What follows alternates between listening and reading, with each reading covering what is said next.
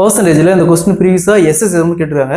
ஒரு பொருளுடைய cost price அதாவது அடக்க விலை 25,000 தொடர் தள்ளுபடிகளான 12%, 10% கொடுத்ததுக்கு அப்புறம் அதோட என்ன விலைக்கு வித்திருப்பான்னு கேட்குறாங்க. ஸோ பர்சன்டேஜில் இந்த மாடல் சமைக்கிறாங்களா எப்படி குயிக்காக சால்வ் பண்ணலாம் பார்க்கலாம். கொஸ்டின்ல ஒரு பொருளுடைய அடக்க விலை காஸ்ட் பிரைஸ் 25,000 ஃபர்ஸ்ட் 12% தள்ளுபடி கொடுக்குறாங்க, அடுத்தது 10% தள்ளுபடி கொடுக்குறாங்க. ஸோ இந்த ரெண்டு தள்ளுபடியும் கொடுத்ததுக்கு அப்புறம் என்ன விலைக்கு வித்திருப்பான்னு கேட்குறாங்க. இந்த மாடல் சமைக்க கேட்டாங்களா. ஃபர்ஸ்ட் கொடுத்துருக்கிற அடக்க விலை எடுத்தாங்க, அதாவது காஸ்ட் பிரைஸ் எடுத்தாங்க 25,000 25,000 பெருக்கல். ஸோ ஃபர்ஸ்ட் 12% அப்படிங்கிறாங்க. 12% எப்படி எழுதுவோம். ஸோ இந்த சதவீதம் அப்படியே ஃப்ராக்ஷனுக்கு கன்வெர்ட் பண்ணிக்காங்க. ஸோ 12% எப்படி எழுதுவோம். 12 வகுத்தல் சதவீதத்துக்கு 100 எழுதுவோம். அப்படியே 4 கேன்சல் பண்ணால் 3 வகுத்தல் 25 வரும். ஸோ இந்த 25 பேஸ் வேல்யூ அப்படியே போட்டுருவாங்க 25.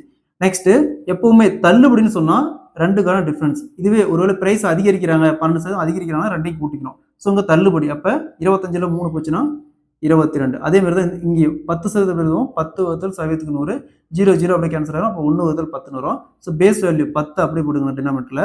ஸோ இங்கேயும் தள்ளுபடி தான். அப்போ 10ல் 1 போச்சுன்னா மீதி 9. ஸோ நெக்ஸ்ட் பாருங்க 0 0 அப்படியே கேன்சல் ஆயிரும். 25 25 அப்படியே கேன்சல் ஆச்சுன்னா இங்கே 100 இருக்கும்.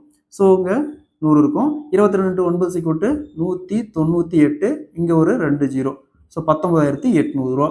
19,800 ரூபாய்க்கு வித்துருப்பாரு. அது 25,000 அடக்க விலை. ரெண்டு தள்ளுபடியும் கொடுத்ததுக்கு அப்புறம் 19,800 ரூபாய்க்கு வித்துருப்பாரு. So option C is the correct answer.